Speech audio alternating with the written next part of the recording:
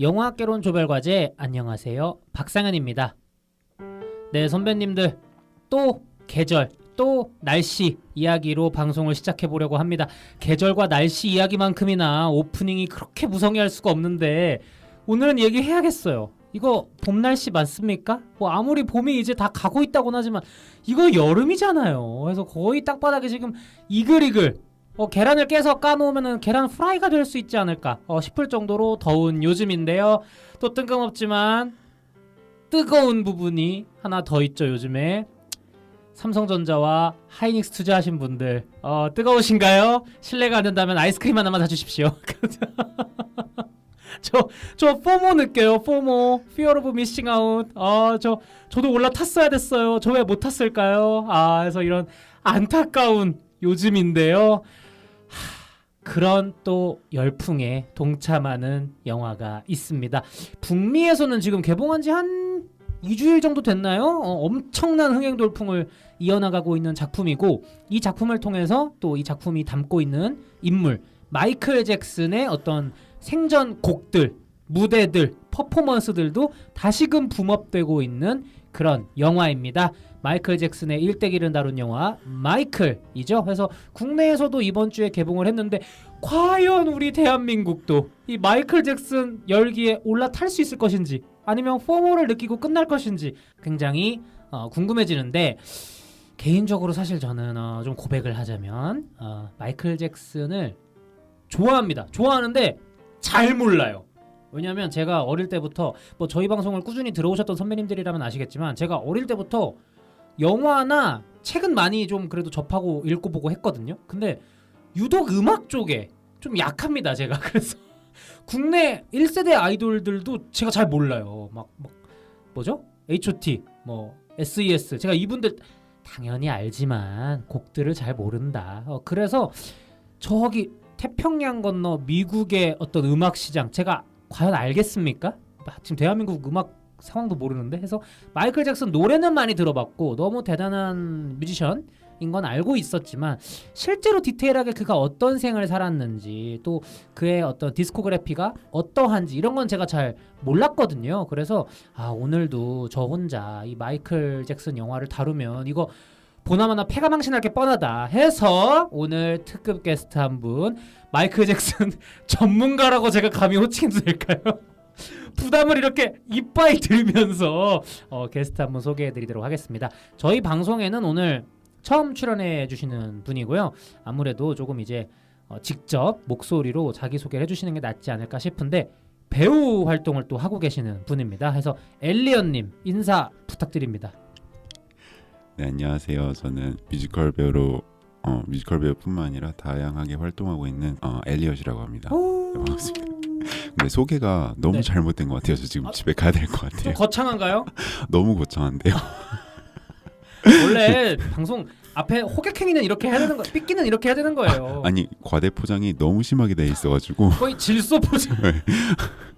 지금 감자칩 수준으로 포장에 감자칩이 뭐 반도 아니고 한 3개 들은 거 수준으로 포장이 너무 심한 거 아니에요? 같이 폐가망신 당할 것 같아서 지금 너무 무서워졌어요. 근데 저희 방송 오래 들어주신 선배님들은 다 아세요. 이 방송이 얼마나 포장 중심 방송인지. 그러니까 물론 이제 다 농담이었고 이렇게 엘리언님 모시게 되었는데 좀 제대로 좀 자기소개 이렇게 인사랑 같이 해주시면 좋지 않을까. 네, 저는 뮤지컬 트레이닝을 받았어요, 호주에서. 그래서 데뷔를 호주 멜버른에서 했고 외국파예요. 네. 해서 뮤지컬뿐만 아니라 최근에 한국에 돌아와가지고 이제 광고나 뭐 최근에 연극도 최근 연극을 끝냈고요. 이제 광고나 다른 매체나 이제 다양하게 활동을 하려고 지금 열심히 발품 팔고 있는 사람입니다. 그래서 또 이렇게 해외 유학파 출신 또 배우를 모시고 방송을 하고 있는데, 근데 중간에 뭐 광고도 말씀하셨고 연극도 말씀하셨잖아요. 좀 연극 좀 최근에 끝내신 작품이 혹시 실례가 안 된다면 어떤 작품인지 말씀해 주실 수 있을까요? 네, 에쿠스라는 작품이고요. 워낙 유명한 또. 이번에 끝낸 프로덕션이 이번 에쿠스의 한국 공연 50주년을 축하하는 이제 프로덕션이었어요. 그래가지고 이제 멋진 배우들, 선배님들, 동료들과 함께 작업을 했고 저로서는 첫 연극이었어요. 아 진짜? 네, 그러니까 배우를 하겠다고 한 그 순간부터 사실 뮤지컬만 바라왔는데 이제 연극 에쿠스 오디션 공고가 떴을 때부터 이거를 오디션 넣으면 될 것 같은데 너무 하기 싫다.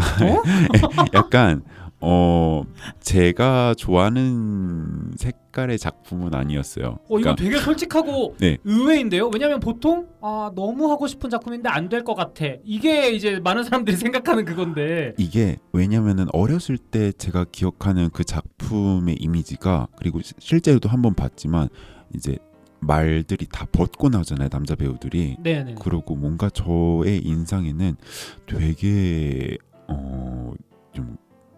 되게 터프했어요. 그러다 보니까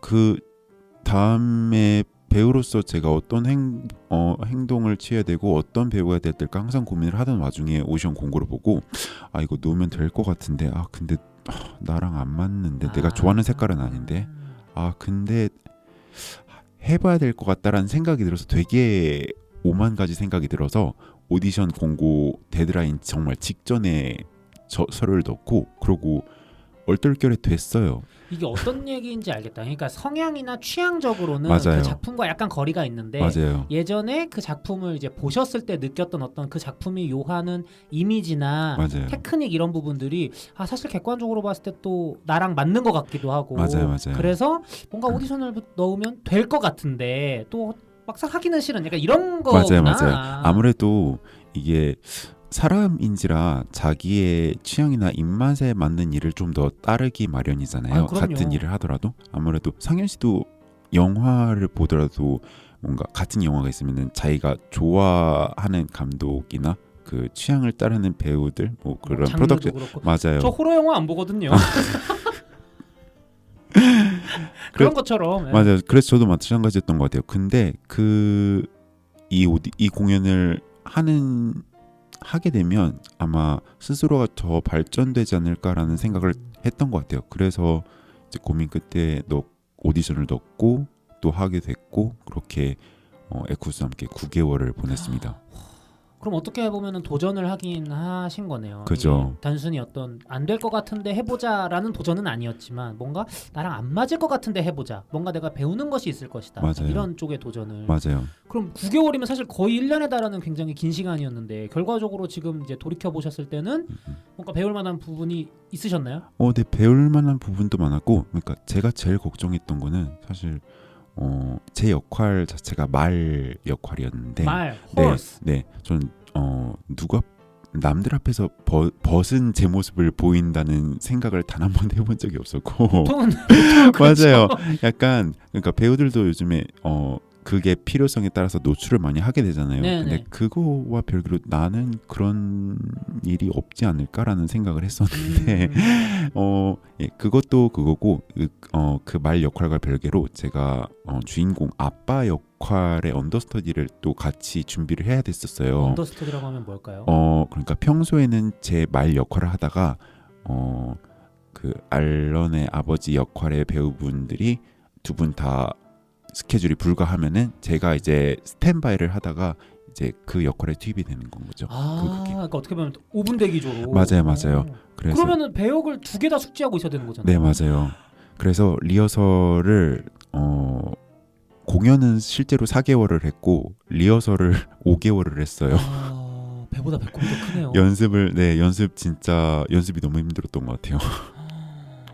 5개월을 연습한 거. 네, 그리고 심지어 저는 아무래도 연기 공부를 영어로 했다 보니까 이게 한국말 맞아요. 한국말로 연기를 한다는 게 저한테는 아직 좀 약간 익숙하진 않아요. 심지어 한국 사람인데도 불구하고 되게 좀 약간 이상한 느낌을 되게 많이 봤는데 근데 이것도 어떤 느낌인지 알 것 같아. 제가 외국 생활을 오래 해본 적은 없지만 태어나긴 한국에서 태어났고 한국말을 모국어로 쓰고 있지만 내가 이 연기라는 특정 기술을 시작한 건 영어로도 해외에서였기 때문에 맞아요. 그 부분에 대해서 갑자기 한국어로 하려니까 약간 어색함이 느껴질 수 있겠다. 맞아요. 그래서 저는 이제 호주를 거의 5년 5년에서 7년 정도 꽤 있었어요. 오래 계셨네요. 네, 그래서 20대 대부분 군대 제대하고 나서 20대 대부분을 호주에서 있다 보니까 이게 하필 또 제일 자아와 자기의 캐릭터성이 제일 이제 성장하는 시기에 호주에 있었다 보니까 많은 경험을 또 하게 되는 시기. 네, 그래서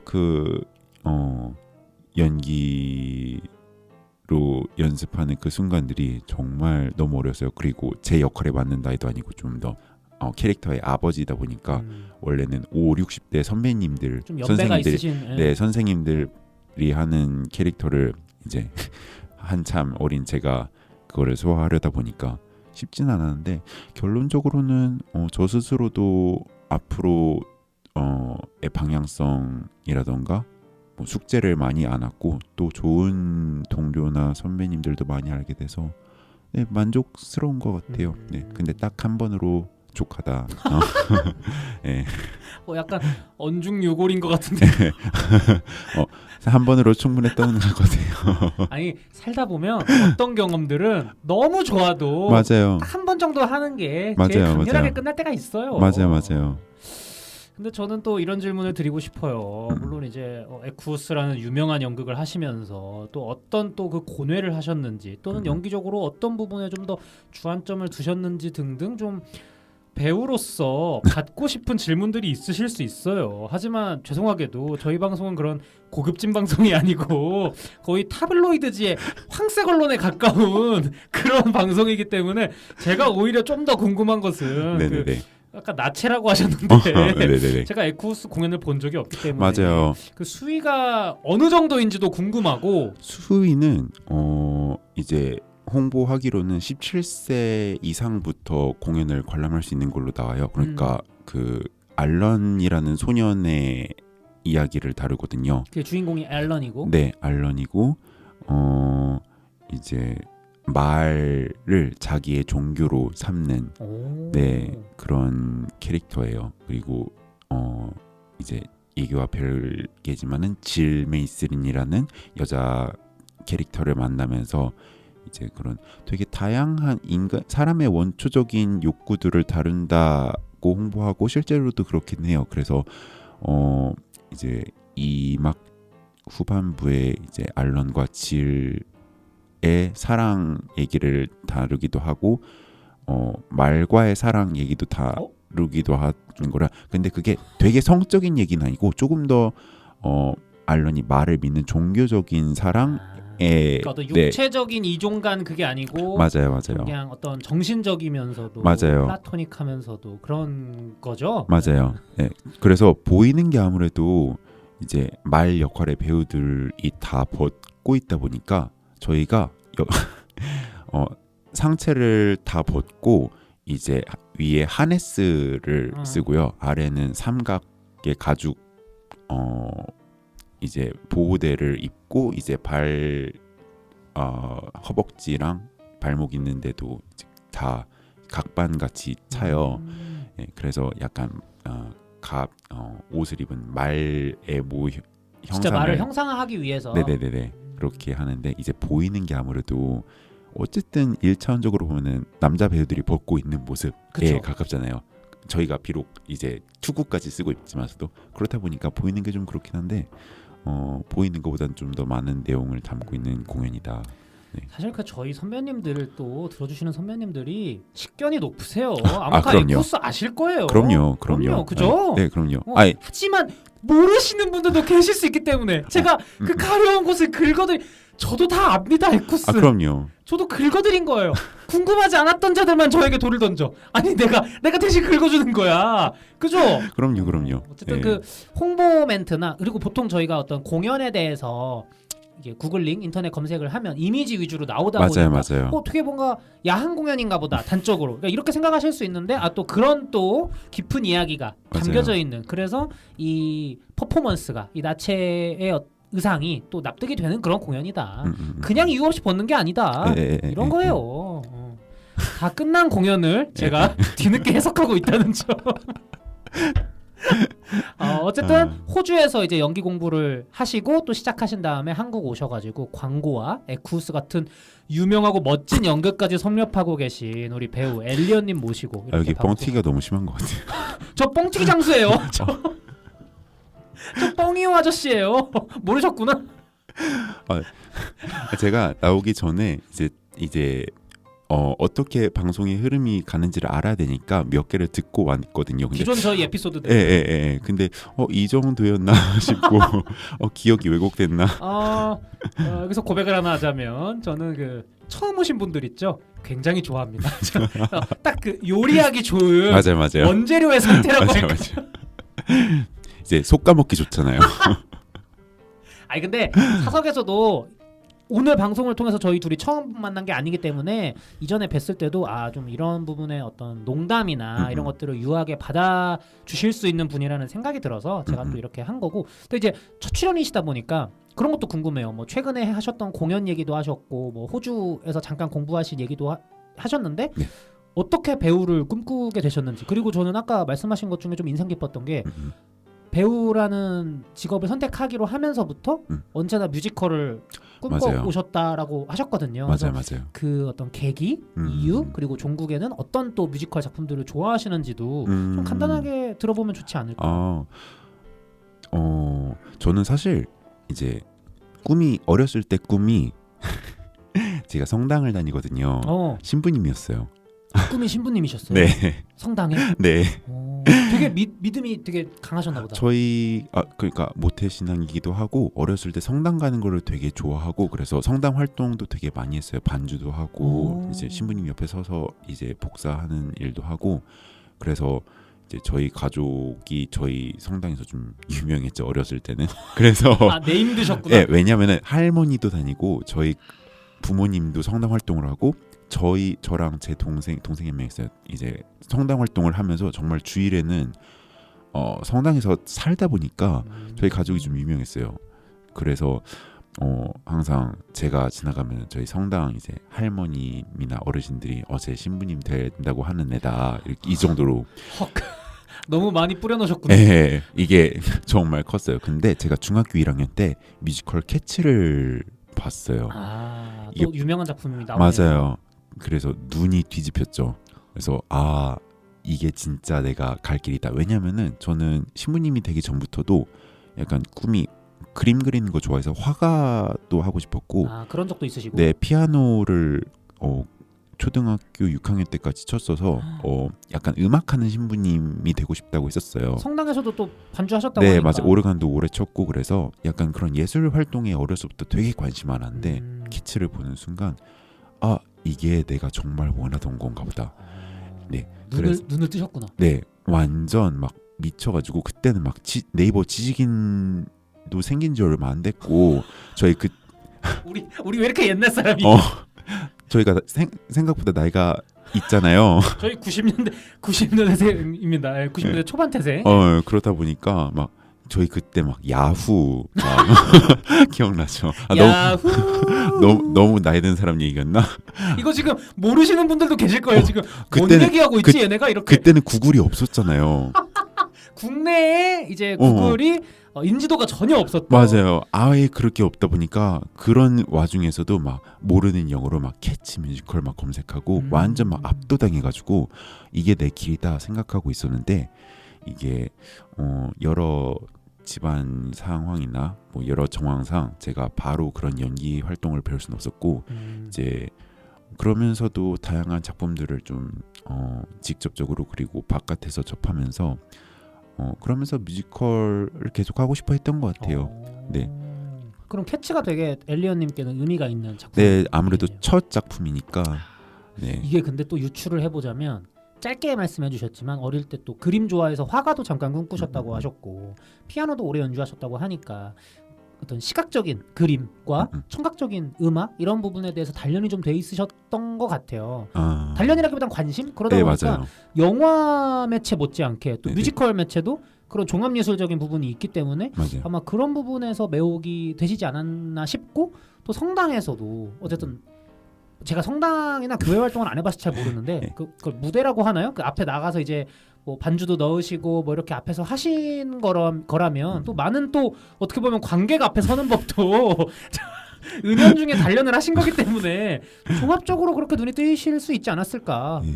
근데 되게 재밌게도 그러니까 그런 같은 결로 영화나 다른 드라마에 관심을 가질 수도 있지 않았을까 싶었는데 그 좀 더 라이브 한 걸 더 좋아했던 것 같아요. 네, 그래서 뮤지컬이고 그래서 군대를 제대를 제가 22살, 3살에 했죠. 그러고 나서 부모님께 저 정말 뮤지컬 트레이닝을 받아보고 싶어요. 설득을 해서 이제 그때부터 뭐 발레랑 재즈 같은 것도 배우고 발레도 하시고 네 노래도 배우고 연기는 좀 바뀌었던 것 같아요. 그러니까 최근에 굿을 하면서 제가 생각하는 건데 제가 어렸을 때 원했던 배우는 약간 정말 연기를 하는 배우보다는 퍼포밍을 더 하는 퍼포머가 되고 싶었던 것 같아요. 네. 그래서 발레나 뭐 재즈나 이렇게 맞아요. 다방면으로 또 맞아요. 이렇게 좀 더 공부를 퍼포머의 모습을 갖추는 그런 트레이닝을 더 많이 했던 것 같아요. 그러면 당연히 이제 좋아하시는 뮤지컬에는 캐츠가 있을 거고 그 외에는 또 뭐 좋아하시는 작품이 있을까요? 캐츠는 사실 나이가 들면서 조금 약간 물론 제 바운더리에 있지만 약간 좀 더 밑에 떨어져 있고 약간 뒷전? 네. 제가 죽기 전에 딱 한 작품을 본다고 하면은 여러분께도 추천을 드리는데 코러스 라인이라는 작품이 있어요. 처음 들어봐요. 코러스 라인이라는 작품이 우리나라에서는 좀 한국식으로 해주세요. 코러스 라인이요? 죄송해요. 코러스 라인이라는 작품. 저 순간 못 알아들었잖아요. 저 이것 때문에 엄청 혼났어요. 연기 왜요? 연습할 때도. 그러니까 예를 들어서 프랑크 뭐뭐 하면 안 돼요 이래야 되는데 프랑크 뭐뭐 하면 안 돼, 이런 식으로 되다 보니까 원 발음으로 하셨구나. 그러니까 이러면 안 돼. 그래서 프랑크 해야 돼. 그러니까 그래가지고 세바스찬 괜찮겠어? 맞아. 이렇게 되는데, 세바스찬. 이렇게 했구나. 그건 힘들지. 그래가지고 이게 생각보다 어렵구나. 아무튼 원점으로 돌아와서 코러스 라인이라는 작품은 우리나라에서 2010년도에만 딱 한 번 공연이 됐고 뮤지컬인데 좀 더 연극에 가까워요. 줄거리가 브로드웨이의 브로드웨이의 코러스들 앙상블을 뽑는 오디션을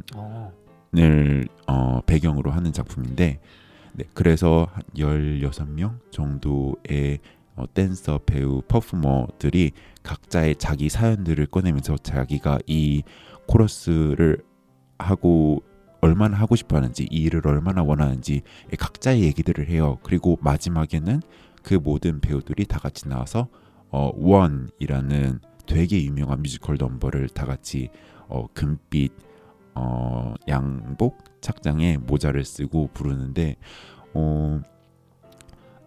작년에 에쿠스랑 같이 마찬가지로 50주년을 맞았고 오래된 작품이구나. 네 뉴욕에서 행사를 보는데 그 비디오를 보면서 되게 눈물 나더라고요.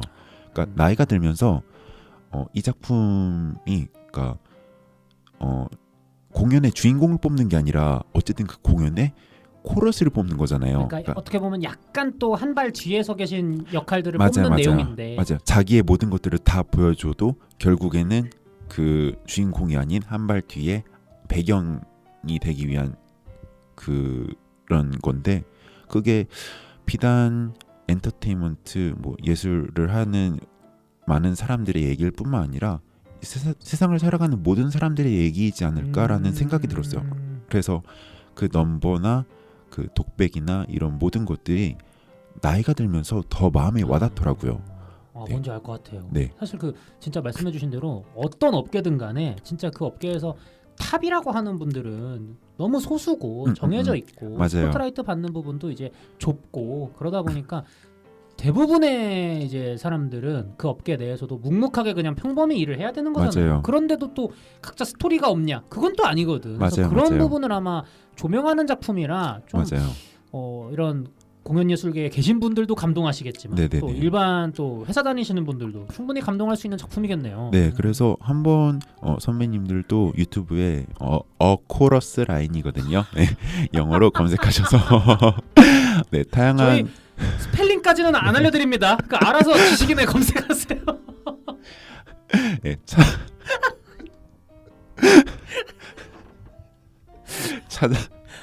제가 너무 거들먹거렸나요? 죄송합니다.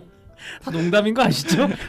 찾아보셨으면 좋겠어요. 네. 그래서 코러스 라인을 좀 만약에 내일 죽는다면 오늘 볼 마지막 공연으로 네네네. 꼽으셨네요. 네. 이게 저희가 익숙한 공연이 아니다 보니까 네. 오히려 더 궁금증이 가고 네. 한 번쯤 진짜 검색해 보시면 좋지 않을까. 네. 제가 좋아하는 작품들이 한국에서 공연된 작품들이 거의 없고 해외에서 주로 공연된 작품들이 좀 많은 것 같아요. 약간 어렸을 때부터 제가 좋아하는 레파토리들이 그런 식이어서 네. 저는 너무나 당연하게도 항상 말씀드리지만 공연 예술보다 무대 예술보다 영화를 훨씬 더 사랑하긴 하거든요. 근데 그런 부분은 좀 공연 예술에 있어 아쉬운 것 같아. 영화나 드라마는 어떻게든 구하면 볼 수 있잖아요. 맞아요. 근데 이제 공연이라는 건 또 라이브의 묘미가 맞아요. 있어야 되기 때문에 그게 장점이자 단점인 것 같아요. 그러니까 이게 뭐 한국에 들어오면 한국에 들어오지 않으면 볼 수가 없는 이 구조가 조금 아쉽네요. 맞아요. 같은 예로 제가 코러스 라인 다음으로 제일 좋아하는 공연이 캬바레라는 작품이에요. 에디 레드메인이랑 제시 버클리가 2021년에 런던 웨스트엔드에서 이제 초연 리바이벌 캐스팅을 했었어요. 다 한따까리 하시는 분들이 그러니까, 남녀 주인공으로 나오시네요. 그래서 이 두 캐스팅이랑 캬바레의 컨셉 사진을 보자마자 이건 내가 무조건 봐야 돼. 네, 근데 이 캬바레라는 공연의 프로덕션이 오픈하고 나서 2년 동안을 정말 아무런 정보도 안 내보이고 왜 신비주의예요? 제가 왜 그럴까 궁금했는데 공연장에 들어가는 순간 사진을 휴대폰에 카메라에 이제 스티커를 다 붙여서 사진을 아무것도 못 찍게 하는 거예요. 그러니까 그 캬바레라는 공간에 들어간 순간 핸드폰을 놓고 이 순간을 즐겨라 인 건 거죠. 스포일러 방지 전략이기도 하지만 또 한편으로는 약간 어떤 자존심, 맞아요, 또 공연 맞아요. 예술에 맞아요. 그래서 와 이거 진짜 안 보면은 미치겠다 이랬는데 제가 2024년 1월 6일 날짜도 너무 기억해요. 정확히 기억하시네요. 제가 그 공연을 너무 보고 싶었기 때문에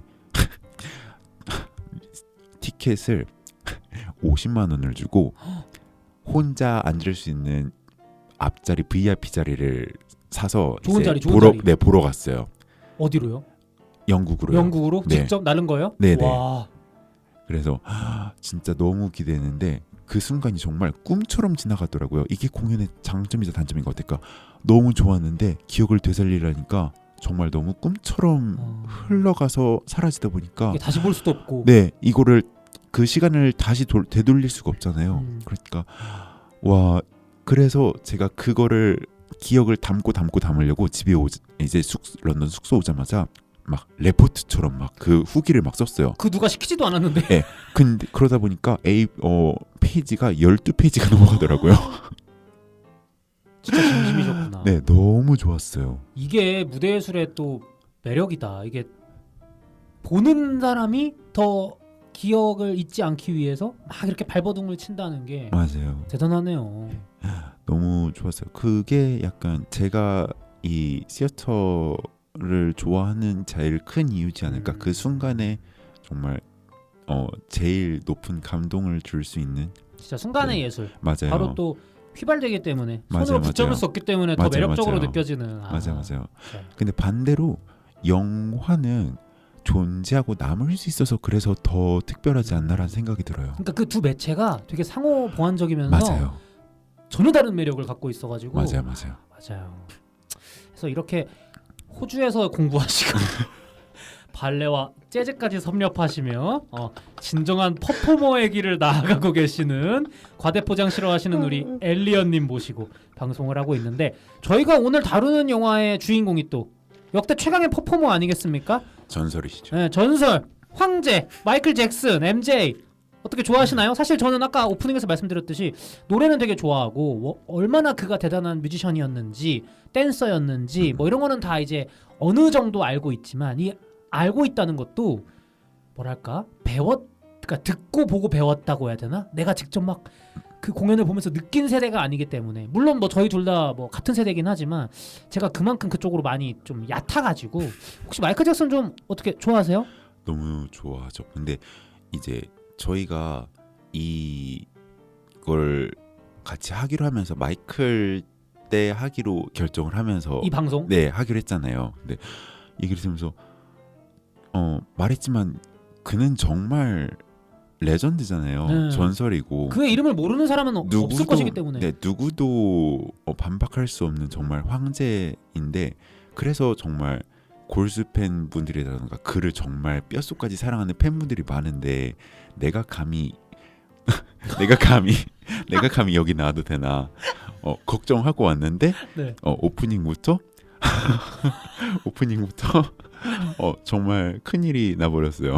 제가 너무 마이클 잭슨 전문가라고. 근데 여러분 모든 건 상대적인 겁니다. 제 옆에 있기 때문에 전문가인 거예요. 저는 마이클 잭슨 아무것도 모르는 사람이고 여기 좀 아니까 전문가 아니겠습니까? 마이클 잭슨 음악이나 그 패션이나 그 많은 것들이 정말 많은 예술가들한테 영향을 주고 영감을 준 것에 있어서는 반박할 수 없고 저도 내가 얼마나 많은 마이클 잭슨 음악을 듣고 있나 그러고서는 봤는데 생각보다 많더라고요. 그래서 그는 역시 황제다. 그런 게 궁금해요. 아까 뭐 공연의 캐치를 통해서 공연 예술에 처음 눈을 뜨게 되신 뭐 그런 것처럼 네. 마이클 잭슨이라는 존재를 어쨌든 사실 외국인이잖아요. 네이버 지식인 시대에 그쵸. 어떻게 그렇게 또 처음에 접하게 되셨고 또 네. 어떤 부분에서 매혹되셨는지. 왜냐면 사실 마이클 잭슨에 대한 어떤 객관적인 정보라든지 많은 어떤 전문가들의 분석은 이미 너무 발에 채일 정도로 많고 저희보다 훨씬 더 잘 쓰신 분들의 글이나 기사가 이런 것들이 인터넷에 구글에 훨씬 많을 것이기 때문에 저희가 그걸 또 여기서 비슷하게 흉내라도 내려는 건 의미가 없을 것 같고 그냥 우리 각자에게 마이클 잭슨이 어떤 존재였는지 또 그리고 저처럼 마이클 잭슨을 상대적으로 좀 모른다 하더라도 그의 어떤 노래라든지 그의 무대라든지 이런 것들을 본 것 중에 좀 어떻게 좀 어떤 느낌이 왔는지 이런 것들 위주로 얘기하는 게 좋을 것 같아가지고 언제 처음 마이클 잭슨에게 좀 혹하셨어요? 맨 처음 인식을 했던 거는 정말 나이도 몇 살이었는지 기억이 날 정도로 모르겠는데 아무래도 빌리진. 빌리진이 마이클 잭슨의 첫 경험이고 제가 완전 완전 빠져들었던 그 순간은 스릴러인 것 같아요. 네, 둘 다 이번 영화에 나오네요. 맞아요. 제가 스릴러 진짜 좋아하거든요. 그러니까 그 스릴러를 처음 본 순간은 와 어떤 말도 할 수 없을 정도로 진짜 약간 히치콕 영화 처음 봤을 때 느낌이랑 비슷했어요. 네. 근데 그 음악이 줄을 이뤄지다 보니까 진짜 이게 막 사람이 너무 좋으면 막 경악하게 되잖아요. 맞아. 어떤 그냥 단순히 잘하는 사람을 보는 게 아니라 뭔가 원 오브 카인드를 보는 듯한 그러니까 느낌이 진짜 너무 험한 말까지 나올 정도로 막 미친 것 같더라고요. 근데 죄송한데 말 끊어서 죄송한데 그 첫 경험을 뮤직비디오로 하셨어요? 스릴러? 아니면 무대 영상? 스릴러. 뮤직비디오요. 뮤직비디오. 네네네. 그러면서 그 다음부터 많이 찾아보게 됐던 것 같아요. 어떤 음악들을 만들었고 어떤 제가 되게 좋아하던 패션쇼 옛날에 패션쇼를 되게 많이 찾아봤거든요. 그래서 되게 마음에 드는 음악이다. 어떤 노래지 하고 검색을 해봤는데 마이클 잭슨이 나오는 건 거예요. 그래서 아닌데 여자 목소리였는데 뭐지 하고 보니까 그게 리믹스였고 원곡은 이제 이번 영화에도 나왔던 Of the Wall에 나왔던 그 음악이었더라고요. 그래서 와 진짜 모든 예술의 방면에서 그는 영감을 주는 사람이구나. 정말 감탄했던 것 같아요. 그런 건 있는 것 같아요. 그러니까 저희가 그 보헤미안 랩소디 영화 보고 받았던 어떤 경험들이랑 좀 비슷한데 저도 어릴 때 마이클 잭슨이라는 얘기 많이 들었지. 그래서 뭐 스릴러, 빌리진 이런 곡들은 마이클 잭슨 곡이다 하면서 이제 인지하고 들었었는데 보헤미안 랩소디 때 그랬던 것처럼 어느 순간 너무 유명한 노래인데 뭐 예능에도 많이 나오고 맞아요. TV에 엄청 많이 나온 그런 노래인데 마이클 잭슨의 노래라는 건 전혀 인지를 못하고 있다가 나중에 이게 마이클 잭슨 노래였어? 하는 것들이 은근히 있더라고요. 저는 그 이번 영화에도 나왔던 배드도 맞아요, 처음에 배드. 마이클 잭슨 노래인지 잘 몰랐고 맞아요. 그 유명한 제가 제목을 잘 Love Never Feels so good. 그것도 너무 좋은 노래지 했는데 어느 순간 마이클 잭슨 노래라는 거야. 그래서 에? 이렇게 진짜 이제 제가 또 다른 얘기를 하자면 제가 런던에서 이제 모타운이라는 뮤지컬이 있었어요. 이번 영화에도 나오잖아요. 이제 잭슨 5가 모타운 소속이었죠. 네, 그래서 처음에. 그래서 모타운에서 독립해서 이제 퀸시 존스랑 작업을 하잖아요. 그때 그 모타운이라는 영화를 아무튼 되게 좋아하는데 잠깐 이 얘기를 왜 했지? 아무튼 잭슨 5의 음악을 그때 처음 들었거든요. 모타운 뮤지컬을 통해서. 그래서 마이클 잭슨의 솔로 앨범만 좀 많이 들었던 것 같고 잭슨 5의 음악을 그때 그 뮤지컬을 통해서 듣는데 그 후로도 이제 마이클 잭슨의 모든 음악 여정을 좀 더 관심을 갖게 된 것 같아요. 네. 저 또 부끄러운 얘기 하나 또 꺼내놔도 될까요? 수줍게. 저는 계속 이게 변명을 하게 되는데 저는 90년대 초반 태생으로서 마이클 잭슨이 이미 엄청나게 부흥하고 그 이후에 또 마이클 잭슨의 존재를 인지했기 때문에 저는 솔직히 그가 어릴 때부터 활동한 걸 몰랐어요.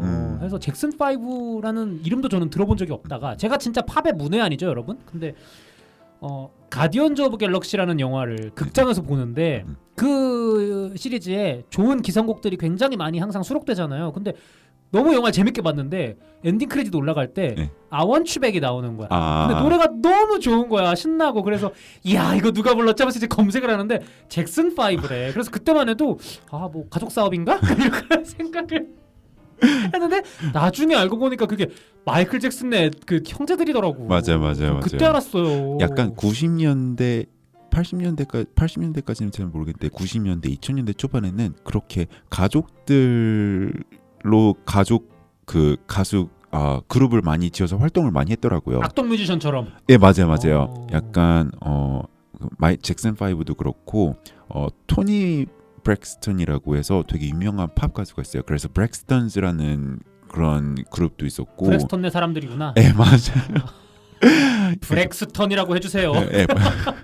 약간 지금 약간 그런 식으로도 활동을 되게 다양하게 많이 했더라고요. 그땐 또 그런 게 있었나 봐요. 맞아요. 그게 또 돈이 됐나 봐요. 또 이게 제가 미국 생활 안 해봐서 잘 모르는데 특히 그 미국의 예전 세대 분들, 그 약간 보수적인 분들은 가족주의적인 어떤 환상이나 이런 게 있으신 것 같더라고. 그리고 제가 알기로는 특히나 흑인 아티스트들 사이에서 그런 경우가 또 많았던 것 같아요. 아까 말씀드린 토니 브렉스턴도 그러니까 흑인이에요? 네, 흑인 아티스트들이고 또 누가 있을까? 약간 이게 그런 것 같아요. 저 계속 누누이 말씀드리지만 저 팝 문외한이에요. 그래서 그냥 헛소리일 수도 있는데 어쨌든 당시에 법적으로는 어떤 인종 차별에 대한 것들이 많이 좀 완화됐다고는 해도 사회 인식적으로 사실 맞아요. 이번 마이클 영화에서도 그런 부분이 드러나잖아요. 맞아요. MTV 사건을 통해서 아마 당대에도 그게 여전히 있었을 것이기 때문에 뭔가 아무래도 백인 뮤지션이나 다른 인종의 뮤지션들도 그랬을 수는 있지만 특히 또 이제 흑인 뮤지션 분들이 좀 더 우리 뭔가 뭉쳐야 돼 이런 것들이 있을 수도 있지 않았을까? 맞아요. 또 이런 생각도 들고. 그리고 이제 영화를 보고 좀 찾아보니까 마이클 잭슨의 아버지 그 조셉 같은 경우도 그 음악에 재능이 있어서 이제 친척이었나 가족과 함께 밴드를 하면서 활동을 했었다고 하더라고요. 그래서 이제 그 후에 자기의 아들들이 그 음악적 재능이 있다는 걸 알고 그래서 연습을 시켰다고 하더라고요. 이러면 좀 이해가 더 되네요. 왜냐면 저는 영화만 봤을 때는 아니 자기 제철소 다니기 싫다고 지금 맞아요. 애들을 채찍질해가면서 맞아요. 그렇다고 또 애들이 아빠 말 잘 듣고 또 이렇게 지적질하는 거 보니까 아빠가 그래도 뭔가 음악적 재능이 있는 사람인가? 뭐 아무 뭣도 모르는데 지적하기는 어렵잖아요. 처음에 저도 이제 이것들을 안 찾아보고서는 본 상황이 너무 쥐가 뭔데 뭐 어쩌고 저쩌고 이게 또 약간 몰입이 되다 보니까 화나가지고 맞아 짜증나게 그러고 있었는데 찾아보니까 악당으로 나오기 때문에 거의. 맞아요. 그래서 마이클 같은 경우도 다른 형제들보다 음악적 재능이 너무 뛰어나다는 걸 아니까 하루 빨리 좀 더 이제 좀 더 프로페셔널한 아티스트로 만들기 위해서 더 혹독하게 대했다고 하더라고요. 근데 그거랑 별개로 좀 보면서 약간 화나더라고요. 그렇지. 그럼에도 불구하고 뭐 아이들을 폭력으로 대한 건 용서받지 못할 그런 부분이긴 하지만 어쨌든 영화보다 실제는 좀 더 자신의 자녀들을 뮤지션으로 키워내겠다는 그 부분에 명분이 있긴 하네요. 맞아요. 어쨌든 저희가 이렇게 마이클 잭슨에 대한 또 간단한 추억도 사실 저는 얘기할 게 별로 없어요. 저는 마이클 잭슨 잘 몰라요. 저는 빌리진 가사 내용도 이번에 알았어요. 영화를 통해서 자막으로 써주더라고. 아 이런 내용이었구나.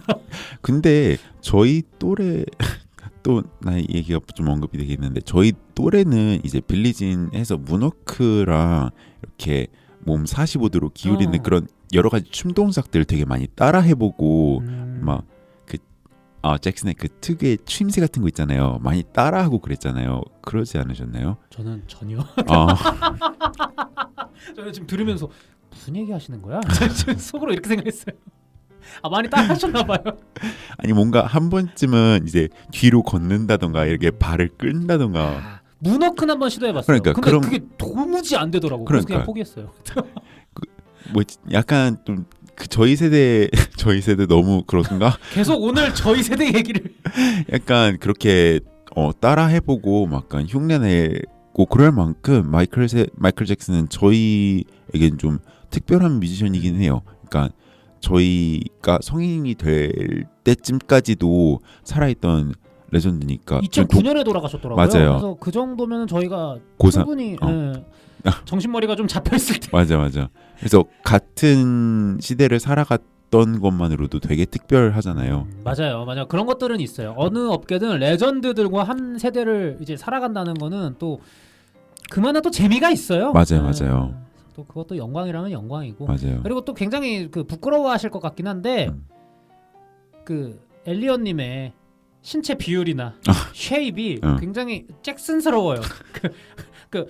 연기도 하시고 모델도 하시기 때문에 또 발레 하셨다고 하셨잖아요. 그래서 비율이 이런 게 굉장히 얄쌍하시고 비율이 굉장히 좋으시고 그래서 거의 전 이런 말씀을 드리고 싶어요. 이렇게 또 생기신 분들이 마이클 잭슨 따라하는 것이다. 애초에 희망이 없었다면 아니요. 저는 아니요. 마이클 잭슨 따라할 생각이 전혀 없었다. 아니요. 저는 저 어렸을 때 진짜 통통했어요. 마이클 잭슨 그 5부터 마이클 잭슨 될 때까지 아마 정말 대단한 아티스트로 성장하기 위해서 아마 식습관 같은 것도 관리를 시켰을 거 아니에요. 또 그 아빠가 또 했겠죠. 맞아요. 채찍질하면서. 먹는 것도 아마 가리면서 했을 거고 춤 연습도 정말 열심히 했을 거 아니에요. 저는 정말 어렸을 때 너무 통통해가지고 저희 엄마도 막 뚱뚱 뚜둥뚱뚱 하면서 놀리고 어머님이? 베들레헴이라고 놀리고 보통 어머님 아버님들은 아유 보기 좋아 뭐가 살쪘다 그래 이렇게 하시기 마련인데 근데 너무 먹었었어요.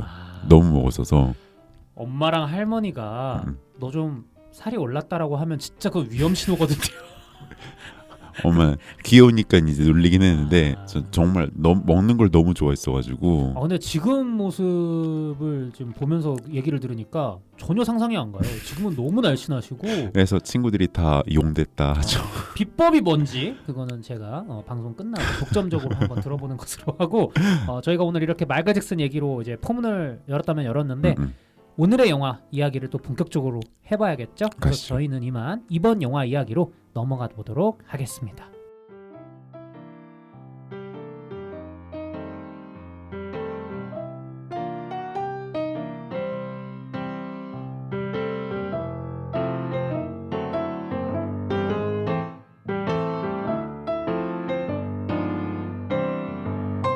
영화학개론 조별과제 이번 주 과제입니다.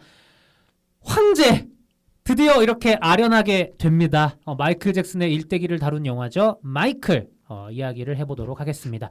마이클 잭슨이라는 실제 인물에 대한 애정이라던가 이런 것들은 저희가 일부 근황 토크 말미에 충분히 이야기를 한 것 같아서 이번에는 좀 더 영화적으로 집중을 해가지고 말을 좀 하면 좋을 것 같아요. 대화를 나눠보면 좋을 것 같은데요.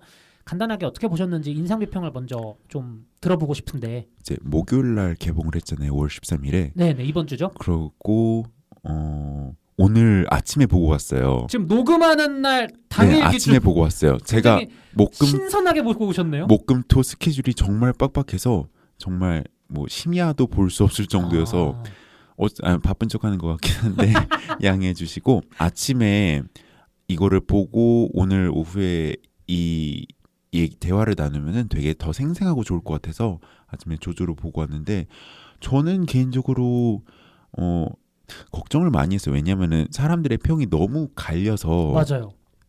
그렇다 보니까 이게 또 나에게는 어떻게 다가올까 걱정을 했는데 마이클 잭슨의 음악을 너무 사랑하는 한 사람으로서는 그냥 마이클 잭슨의 그레이티스트 앨범을 영상으로 보낸 느낌이라 너무 그렇게 나쁘진 않고 저는 사실 보면서 너무 즐겁고 같이 따라 부르고 싶고 제 주변의 다른 분들이 약간 마이클 잭슨의 전성기 때 한창 젊으셨을 어르신 분들이 생각보다 많이 우리 오셨더라고요. 바로 윗세대 분들. 맞아요. 그래서 보면서도 약간 같이 켄시 존스다 막 이러고 트레일러다 막 이렇게 음악 그 전주가 나오는 순간부터 같이 약간 흥분하신 그 느낌이라 저도 그 에너지를 보면서 되게 재밌게 봤어요.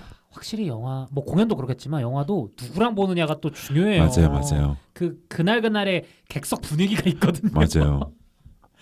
그래서 마이클 잭슨의 팬으로서는 아쉬운 부분들도 없진 않았지만 충분히 즐길 만한 그런 맞아요. 영화였다라고 그러니까 이제 그 앨범 하나하나가 어떻게 나오게 됐는지 뭐 자세하게까지 나온 건 아니지만 이런 배경도 있었구나. 그러니까 단순히 그 음악을 좋아하기는 하지만 이렇게 깊게 찾아보진 않았던 사람으로서 이런 배경도 있었구나, 이런 일이 있었구나 이런 것들을 새롭게 또 리마인드 하게 돼서 저는 좋았어요.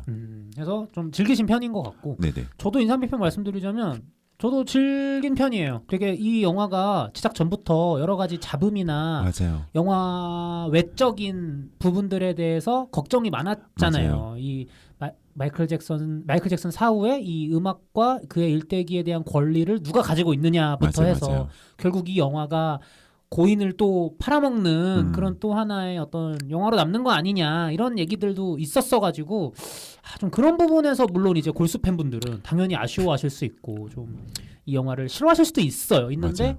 누누이 말씀드리지만 저는 골수 팬까지는 아니었기 때문에 오히려 보헤미안 랩소디 때랑 비슷해요. 저도 그때 그 영화 볼 때도 퀸에 대해서 잘 몰랐었거든요. 근데 이번 그 보헤미안 랩소디 때처럼 이번 마이클도 보면서 마이클 잭슨 이런 노래도 했었고 이런 비하인드가 있었고 이런 어린 시절을 보냈구나. 노래 굉장히 좋네. 이런 것들을 저도 굉장히 라이트한 팬으로서 잘 즐길 수 있었던 영화가 아닌가 라는 생각이 드는데 사실 저는 계속 오늘 보헤미안 랩소디 얘기를 하는데 사실 회사가 같잖아요. 제작사가 같잖아요. 같더라고요. 예. 보헤미안 랩소디를 보고 그 영화가 엄청 잘 됐잖아요. 그리고 몇 해 지나서 그 엘튼 존을 주인공으로 삼았던 로켓맨이라는 영화가 나왔었어요. 저는 그때 속으로 그런 생각을 했거든요.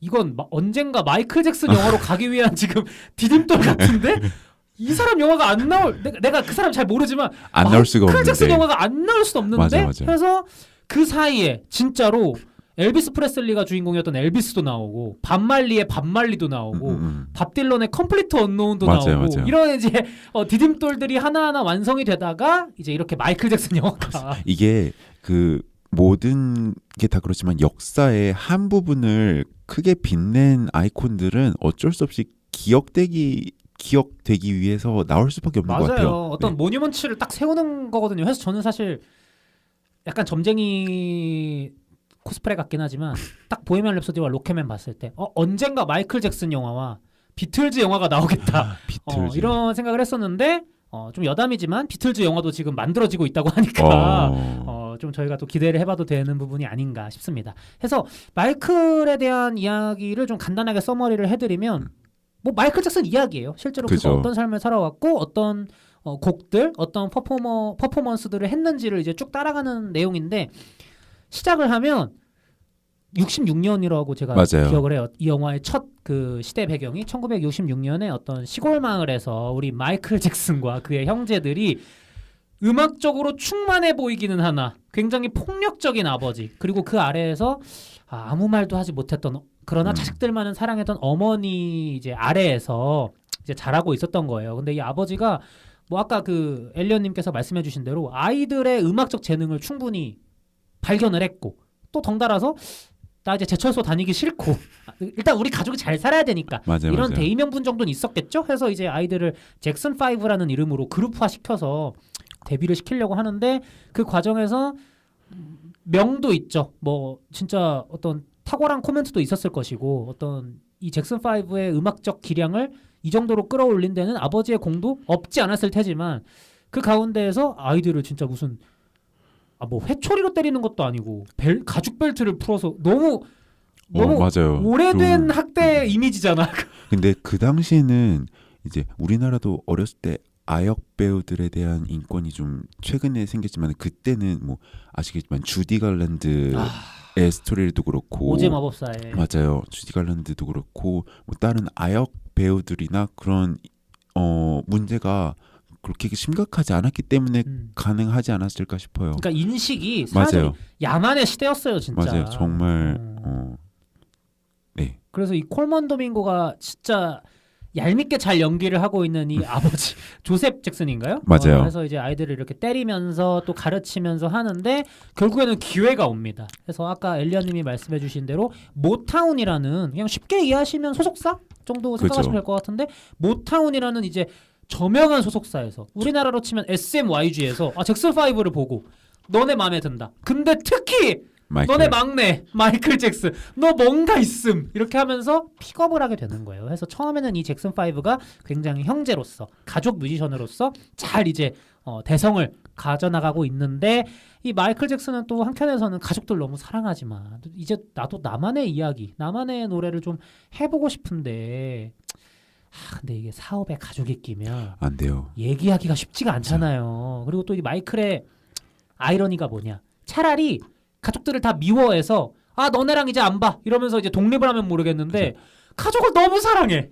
그리고 보면은 너무 신기한 게 이제 잭슨 5에 특히 이제 후에 마이클 잭슨이 거의 메인급으로 서다 보면은 이게 다른 형제들이 시기하거나 질투할 수도 있는데 맞아요. 마지막에 보면은 서로가 되게 존중하고 위해주면서. 사랑하잖아요. 그리고 어머니는 말할 필요 없이 너무 좋은 분이고 뭐 저기 여자 형제들도 그렇고 보면서 마이클이 그래도 이제 그 마음을 유지하면서 자라올 수 있었던 거는 조셉 같은 아버지가 있기도 했지만 주위에 빌도 그렇고 매니저 얘기하시겠지만 좋은 어른들이 많았기 때문에 좋은 사람들이 많았기 때문에 그렇게 지낼 수 있지 않았을까 그러니까 싶어요. 좀 에어백 역할을 해줄 수 있는 맞아요, 사람들이 맞아요. 있었기 때문에 맞아요. 물론 이제 실제 삶 속 관계는 어땠는지 정확히 저희가 잘은 모르지만 어쨌든 적어도 영화에서 표현되기로는 굉장히 마이클에게 힘이 되는 존재들로 맞아요, 맞아요. 아버지 외에 가족들이 좀 표현이 되고 있어서 그런 부분도 나오고 어쨌든 굉장히 큰 성공을 거둬나가면서 일반인들이 봤을 때는 좀 기행이라고 느껴질 수도 있는 좀 과하지 않아 싶은 행동들도 많이 해요. 예를 들어서 뭐 집에 기린을 들인다던가 침팬지를 들인다던가 결국 라마를 들였잖아요. 엄마한테 라마 데리고 오고 싶다고 그랬는데 아니 뭐 자유국가에서 자기가 뭐 돈만 내면 키울 수 있지 싶기도 하지만 또 한편으로는 평범하진 않다 또 이런 생각이 드는 그런 이야기들도 나오고 그러다가 이제 중간에 또 뭐 보헤미안 랩소디나 뭐 로켓맨이 그랬듯이 또 이제 사건 사고들도 나오고 그죠. 마이클이 어떻게 또 힘든 부분이 있었는지 또 어떻게 재기했는지 이런 부분들이 나오는데 관건은 뭐냐 대부분의 분들은 사전 정보 없이 이 영화를 보셨다면 마이클 잭슨이 사망할 때쯤으로 엔딩이 나겠구나. 근데 이 영화는 뱃 투어에서 끝나잖아요. 중간에 그냥 딱 끊어버립니다. 그러다 보니까 보면서도 근데 이건 아무리 봐도 영화가 끝날 구다리가 아닌데 왜 여기서 끝나지? 그러니까 이렇게 끝나는 게 있어요. 맞아요. 그래서 영화 제작사인 라이언스 게이츠 측에서는 원래 파트 2로 이제 기획을 했다가 두루뭉술하게 그간 얘기해왔거든요. 이게 성공을 하면 2편을 내는 거고 아니어도 이것만으로 충분히 가치가 있다. 왜냐면 반쪽짜리 영화라고 홍보해버리면 누가 와서 보겠어. 그죠. 그러니까 애매하게 아사모사 얘기를 하다가 지금 반응이 굉장히 좋아서 속편까지 제작하기로 완료를 했다고 합니다. 오피셜인가요? 네, 오피셜로 속편 만들겠다고 했고 흥행이 너무 잘 되고 있어서 맞아요. 안 만들어도 이상하다. 맞아요. 이런 지금 상황인 것 같아요. 영화를 너무 재밌게 보다가 그의 스토리는 계속된다. 이래서 갑자기 그래서 설마 끝이라고? 이러고 있었는데 끝인 거예요. 그래서 아니 그러니까 무슨 어벤져스 영화들 마지막처럼 뭐 캡틴 아메리칸 돌아온다 뭐 이런 것처럼 그의 이야기 계속된다. 그러니까요. 그래서 뭘까 이러고선 찾아봤는데 아까 말씀하신 네, 그 아나운스먼트를 똑같이 얘기하셔서 그럼 다음 편은 좀 더 기대해 보아도 되지 않을까? 싶긴 아무래도 했어요. 좀 더 마이클 잭슨 삶에 있어서 물론 이제 그는 힘들었겠지만 맞아요. 그냥 제3자 입장에서 봤을 때 훨씬 더 드라마틱하고 다이나믹하고 고저가 강한 어떤 상황과 사건들이 아마 속편에서는 많이 드러나지 않을까. 그러길 그런 또 상황. 바라는 것도 있고 맞아요. 그래서 저희가 이렇게 간단하게 내용 설명까지 드렸는데 이제 좀 영화를 본격적으로 얘기를 해보자면 마이클 잭슨이라는 인물에 대한 탐구입니다. 이 부분부터 좀 얘기를 해보면 어떨까 싶어요. 이번엔 저부터 좀 말씀을 드린다면 저는 이거는 조금 미묘해요. 그러니까 좀 아쉬운 부분이 있었어요. 왜냐하면 아까도 말씀드렸지만 계속 봐왔잖아요. 비슷한 영화들을. 그죠. 보헤미안 랩소디, 로켓맨, 엘비스, 컴플리트 언노운, 반말리 제가 거의 다 봤거든요. 다 봤거든요. 근데 그 중에서 실망스러운 영화들도 분명 있었지만 대부분의 영화들은 그때 그 뮤지션이 이 곡을 만들기 위해서 어떤 고민을 했고 맞아요. 또 어떤 상황에 처해 있었고 이런 것들을 조금 그래도 내면적으로 보여주려고 하는 경향이 있었단 말이죠. 근데 이번 마이클은 아까 엘리어님이 표현을 잘해주신 것 같은데 그냥 좀 어떤 리사이틀 같았어요. 그냥 그러니까 워낙 유명한 곡이 많은 뮤지션이니까 그죠. 어떻게든 최대한 많이 그 유명 곡들을 때려박으려는 심사는 이해가 되는데 노래가 쉼없이 나오고 그러다 보니까 인물의 내면이나 속마음이나 뭐 내적 갈등이나 이런 거는 아예 없다고는 할 수 없지만 너무 그냥 평면적이고 스케치하듯이 써머리로만 제시가 돼서 개인적으로는 조금 아쉽더라고요. 예를 들어서 뭐 빌리진이나 그런 스릴러는 좀 나오잖아요. 뭐 맞아요. 무슨 TV 뉴스를 보면서 그랬다는 둥 이런 게 나오는데 정말 유명한 노래 빌리진이나 배드 같은 곡들은 갑자기 그냥 영화 속에서 제시되는 느낌이 맞아요. 강하거든요. 그러니까 빌리진 같은 경우도 이게 그 당시에 마이클 잭슨의 팬이 너무 많아가지고 내가 잭슨의 아이를 가졌어요 하는 팬들이 정말 많았다 그러잖아요. 예, 그래서 그 애는 내 애가 아니야 뭐 이런 가사였나? 맞아요, 그 맞아. 가사가 나오잖아요. 그래서 예, 그렇구나. 예, 맞아요. 맞아요. 이거 목과 잡고 해줬어야지 영화가. 그러니까 그런 뒷배경이라던가 그런 게 없이 저도 그 빌리진의 가사의 스토리를 안지 오래 안 됐어요. 찾아보면서 이제 찾아보게 된 건데 이게 모타운 25주년 그 콘서트가 너무 상징적이다 보니까 그걸 보여주는 건 보여주는 건데 이 빌리진은 사실 마이클 잭슨 하면은 떼놓을 수 없는 너무 유명한 노래잖아요. 진짜. 그러니까 이런 것들을 조금만 더 설명을 붙였다면 얼마나 좋았을까라는 생각이 들긴 했어요. 아니 가사 물론 이제 이런 음악 영화에서 특히 극중 등장 흘러나오는 노래 가사를 자막으로 달아준 거 저는 너무 칭찬하고 싶습니다. 이거 이렇게 돼야 돼요. 되는데 막상 그 빌리진이라는 유명한 노래의 가사 해석본을 저는 처음 본 거거든요. 그러다 보니까 그냥 대충 뭐 빌리진 뭐 난 마일러 뭐 이러니까 사랑 노래겠구나 저는 지금까지 잘하시는데요. 이랬는데 사랑 노래가 아니잖아. 대체 어쩌다가 이런 노래를 만들게 된 거지? 가 더 궁금해졌단 말이죠. 근데 영화에서는 이런 방구가 없어가지고 맞아요. 좀 아쉽다. 근데 이런 부분 빌리진뿐만 아니라 영화가 대부분 다 그렇잖아요. 뭔가 이 마이클 잭슨이 어릴 때 단순하게 아버지로부터 가정폭력을 당했다. 물론 이제 그것도 분명 큰 일이긴 하지만 단순히 그거 하나만으로 이 입체적인 인물이 축조되었을 것 같진 않거든요. 뭔가 더 다양한 사건들이 있었을 것 같은데 지금은 그냥 뭔가 이런 느낌이에요. 각색 작가가 이것저것 다 늘려니까 복잡하고 그죠. 그냥 이거 모든 것들을 대표로 아버지의 가정폭력으로 퉁친 다음에 지나갑시다. 이렇게 뭔가 교통정리를 한 듯한 느낌이 의심이 들어요. 저 그러니까 아까 모타운 뮤지컬 얘기를 많이 했는데 이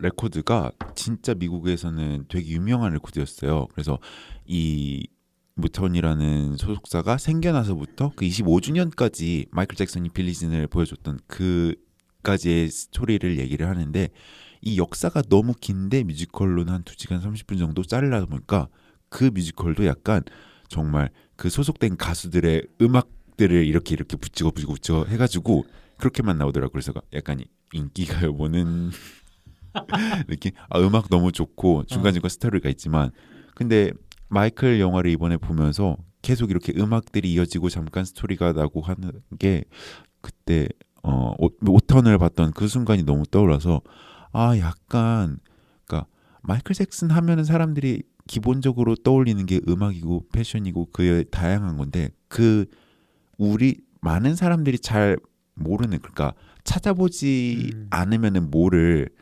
그런 큰 스토리라도 그런 것들을 좀 더 보여줬으면 어땠을까라는 생각이 좀 더 들긴 하더라고요. 그리고 되게 어떤 사람이 좀 시적으로 나오잖아요. 그러니까 맞아요. 목소리도 되게 가녀린 느낌인데 말하는 표현이나 뭐 단어나 이런 태도들이 굉장히 어떤 순수하고 때로는 과하게 좀 나이브한 거 아닌가 싶을 정도의 인물. 그러니까 어떻게 보면 진짜 평범하지 않은 인물이라서 대체 어떤 과거를 어린 시절을 보냈기에 저렇게 된 걸까도 궁금했는데 맞아요. 지금은 그냥 아 피터팬 좋아해서 저렇게 된 거야. 약간 이렇게 또 이것도 퉁치고 넘어가는 느낌이 있어서 그거 맞아. 그것도 얘기하고 싶었어요. 그러니까 보면은 정말 책을 되게 열심히 읽고 그림도 그리고 뭐 글도 쓰고 하잖아요. 그래서 저런 건 어디서 온 걸까 하고선 봤는데 마이클 잭슨 5가 이제 공연 때문에 학교를 못 다니니까 그 가정 교사 같이 선생님을 붙였다고 하더라고요. 아 진짜로. 네, 그래서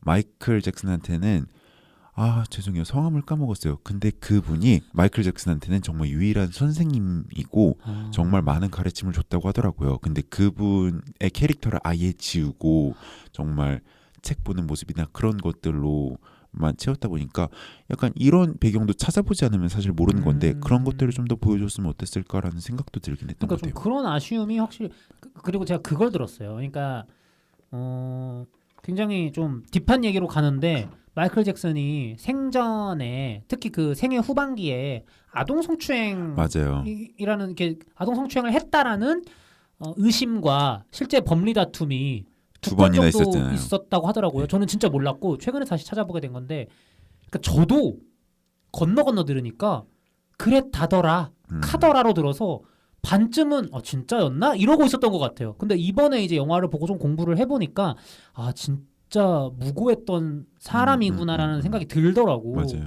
어쨌든 영화적으로 봤을 때, 그러니까 좀 조심스러운 표현이지만 그냥 영화적으로만 봤을 때 제가 만약에 이 영화의 작가라면 표현이 좀 그렇지만 군침이 도는 소재이긴 해요. 그러니까 실제 무고하기도 했고 우리의 주인공이자 영웅이 근데 그 안에 정말 큰 고난이 두 번이나 있었던 거잖아요.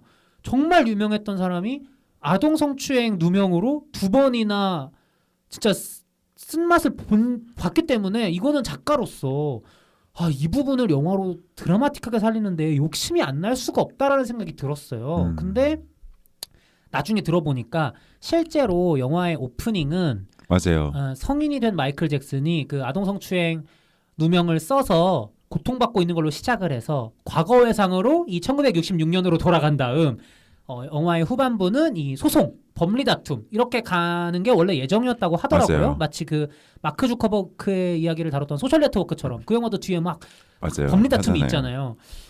그렇게 됐으면 이 인물의 내면이 보였을 것 같아요. 그러니까 그 중간은 흥겨운 노래들과 무대들로 채워놓되 오프닝과 영화의 후반부는 어쨌든 딥할 수밖에 없는 이야기로 가니까 뭔가 인물의 고통, 고뇌 이런 게 드러났겠구나. 근데 나중에 보니까 그 아동 성추행 누명을 씌웠던 그 그러니까 피해 호소인이죠. 그 사람들과의 어떤 합의된 내용이 계약서에 있어서 마이클 잭슨 사후에라도 그의 이야기가 영화 또는 TV 매체로 만들어질 절대 때 올리면 안 우리를 된다. 표현하지 말아달라라는 조항이 있어가지고 급하게 그거를 삭제하고 다 찍어놨는데 삭제하고 재촬영을 했다고 하더라고요.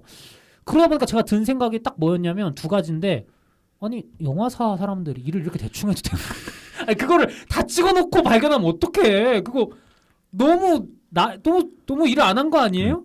이 생각이 첫 번째는 들었고 두 번째는 그래서 영화의 엔딩이 갑자기 끝나는 듯한 느낌으로. 그러니까요. 저도 좀 신기하게 그리고 이제 마이클 잭슨 주변 사람들에게도 좀 빼놓을 수 있는 한 사람이 이제 다이애나 로스라고. 다이애나 로스. 네, 다이애나 로스라고 마이클 잭슨이 진짜 좋아했던 사람이래요. 이성적으로. 네, 그래서 이거를 저는 정확한 정보로 좀 얘기하면 좋은데 제가 알기로는 마이클 잭슨의 모든 재산을 다이애나 로스에게 넘기겠다 뭐 이런 얘기까지 할 정도로 마이클 잭슨이 정말 좋아했던 믿었던 사람 중에 하나인데 그 다이애나 로스 역할을 했던 배우를 다 캐스팅해서 촬영을 해놓는데 다이애나 로스 측에서 자기의 캐릭터를 아예 없애달라고 얘기해서 그 배우의 씬이 다 통편집이 됐대요. 영화가 부침이 많다. 네.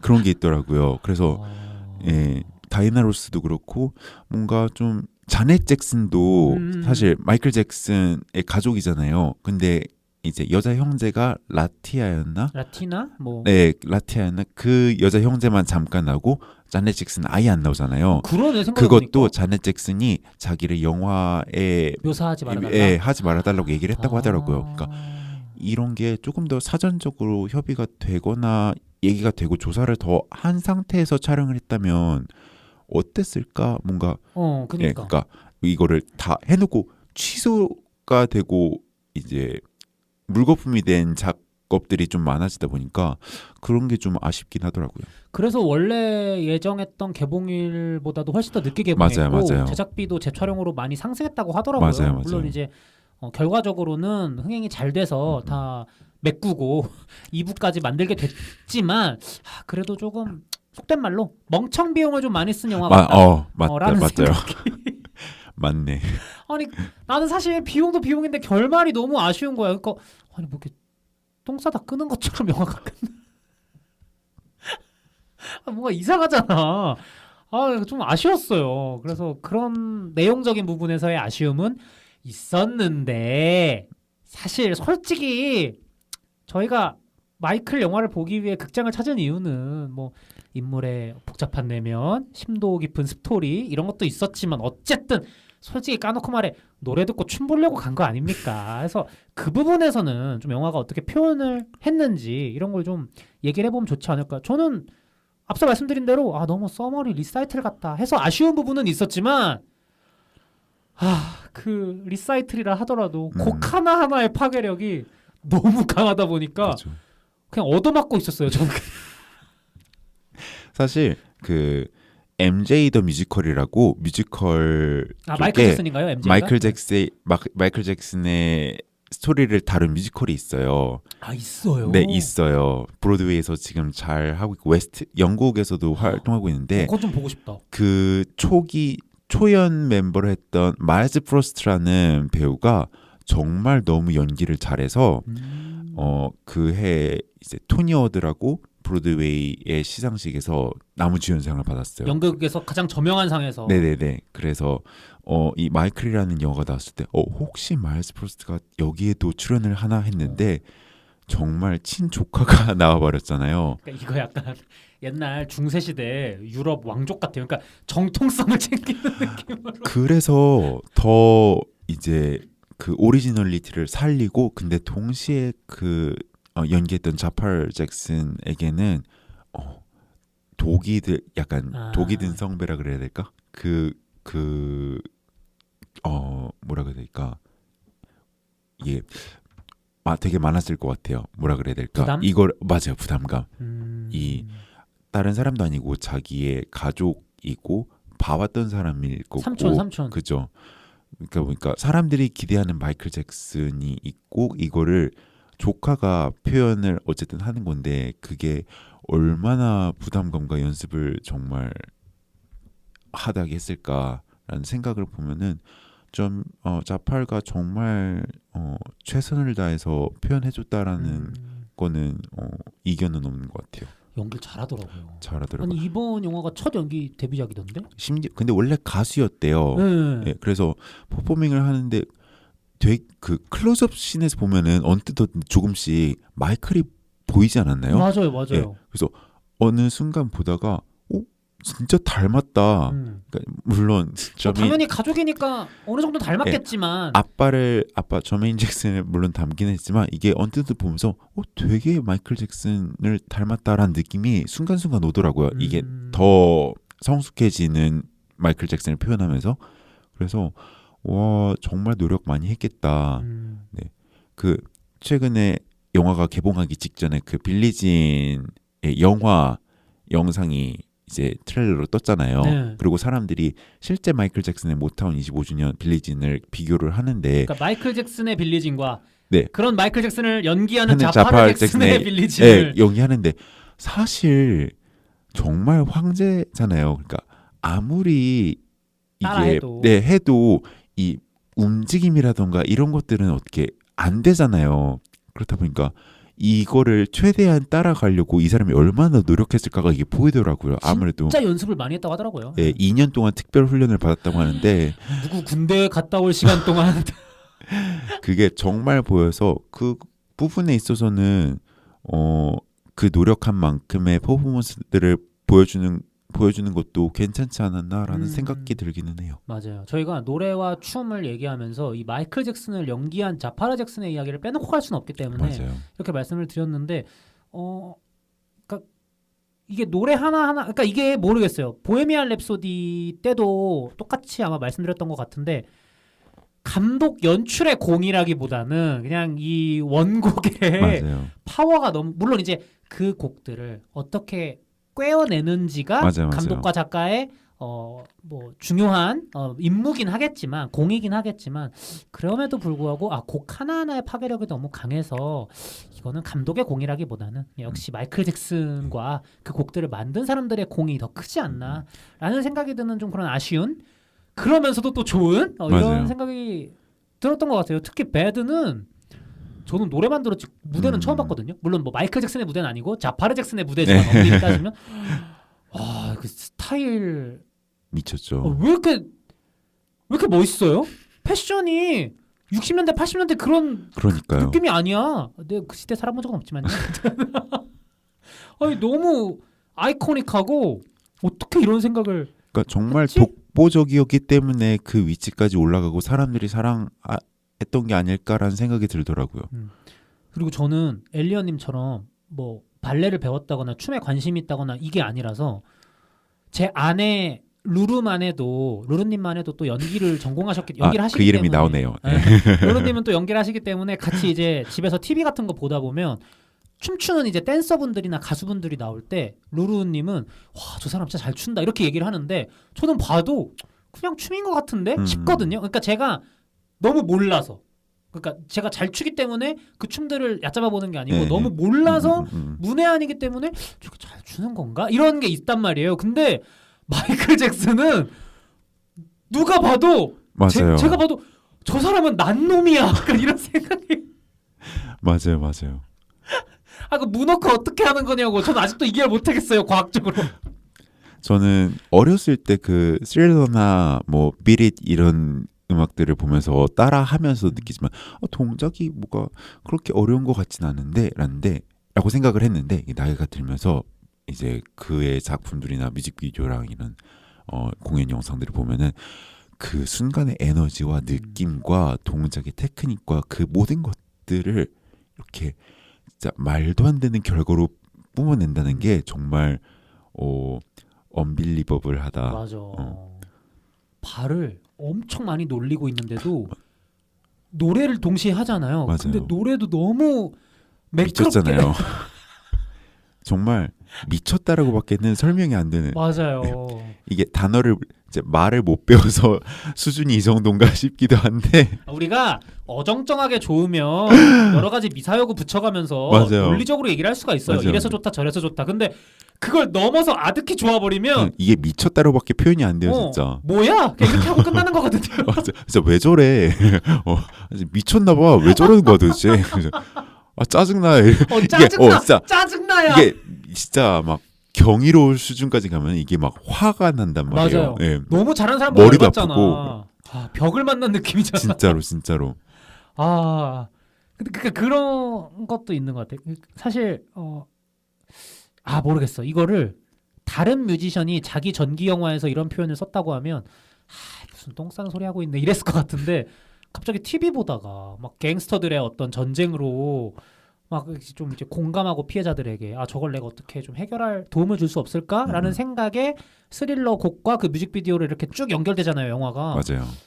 제가 예전에 This Is It이라는 마이클 맞아요, 잭슨의 그 다큐멘터리를 본 적이 있어요. 공연 아마 준비하는 과정을 다뤘던 다큐멘터리로 맞아요, 제가 맞아요. 기억을 하고 있는데 거기서 마이클 잭슨이 정말 자기 무대 연출에 대해서 디테일하고 정말 똑부러지고 이런 모습을 보이는데 표현이 너무 시적인 거야. 아, 여기서는 뭐 이런 음율이 이렇게 막 새처럼 내려오면 좋겠고 제가 정확히 워딩은 기억이 안 나지만 이런 식으로 막 마이클 잭슨이 얘기를 하더라고요. 그래서 그때 저는 느낀 게 아, 이 사람이 그간 정말 많은 오해와 그런 손가락질을 받아온 것도 사실이잖아요. 아, 너무 순수해서 그랬구나. 맞아요. 난 이런 생각. 그러니까 그게 좀 과해서 나쁘게 느껴지는 부분도 때도 있어요. 있는데 나쁜 사람이 아니라는 생각이 계속 드는 거예요. 그러니까 너무 맞아요. 순수하기 때문에 세상을 잘 몰랐고 그러지 않았나 싶은 생각이 들었었거든요. 근데 그런 부분들이 이번 영화에도 이게 은연중에 나오죠. 표현되잖아. 솔직히 막 아이들 입원해 있는 병동 가고 할 때도 저는 다른 사람 전기 영화였으면 무슨 이렇게 이미지 관리를 이렇게 해 이랬을 텐데 그런 마이클 잭슨의 말투를 듣고 난 이후에 이 영화를 보니까 아, 왠지 모르게 이 사람은 진짜 진심이었을 것 같다. 또 이런 그렇게 너무 순수했기 때문에 나중에 그런 아동 성추행 누명까지 쓰지 않았나 이런 생각이 들 정도로 영화가 또 그걸 보여주고 있더라고요. 맞아요.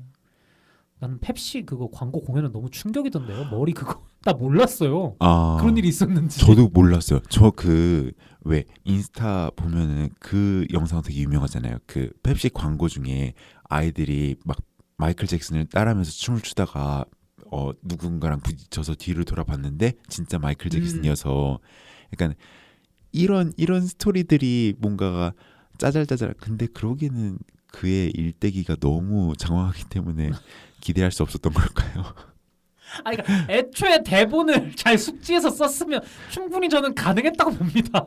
근데 그 이제 그 펩시 스폰서를 받고 공연을 하던 중에 머리에 그 사고가 나서 그때부터 마이클 잭슨의 눈빛이 좀 달라졌잖아요. 그게 좀 그 분위기를 스위치하는 중요한 역할이었지 않았나. 그런 부분이 너무 공감이 됐어요. 처음에 막 코 성형 하잖아요. 맞아요. 그때 이제 전 영화를 보면서 아, 제발 하지 마. 왜 지금 뭐 그렇게 큰 코 같지도 않은데 큰 코면 또 어때? 제가 이런 생각이 들었거든요. 물론 이제 저는 그 사람이 아니었기 때문에 그 사람의 어떤 고충이나 뭐 그런 것들을 잘 뭐 온전히 이해할 수는 없겠지만 그리고 또 그 아빠가 계속 너 뭐 코쟁아 뭐 주먹코 맞아요. 주먹코라고 부르잖아. 그러니까 그것도 잘못됐어. 어쨌든 근데 그런 안타까움이 들었어요. 그러다 보니까 어쨌든 많은 대중 앞에 서는 사람으로서 또 외모에 대한 어떤 강박 이런 것도 있을 수 있지. 근데 그것도 제가 궁금해가지고 찾아봤는데 그게 실제로는 그 왜 영화 장면 중에 피터팬의 코를 이렇게 어루만진 장면이 있잖아요. 그러니까 그래서가 아니라 실제 마이클 잭슨이 코 성형을 했던 이유는 79년도에 춤 연습을 하다가 코가 부러졌대요. 그러니까 내 코뼈가 골절이 됐다고 하더라고요. 그래서 그거를 이제 겸해가지고 코 수술을 했다고 나와서 그러니까 이런 부분들도 좀 아쉽다. 그러니까 좀 영화가 단순화시킨 것 같아요. 예, 맞아요. 이 사람의 어떤 어린 시절 가정폭력으로 대표해서 딱 퉁쳐. 그리고 뭐 이런 콤플렉스 그냥 그 콤플렉스 있어서 수술한 걸로 해 퉁쳐. 그러니까 이렇게 간 느낌이야.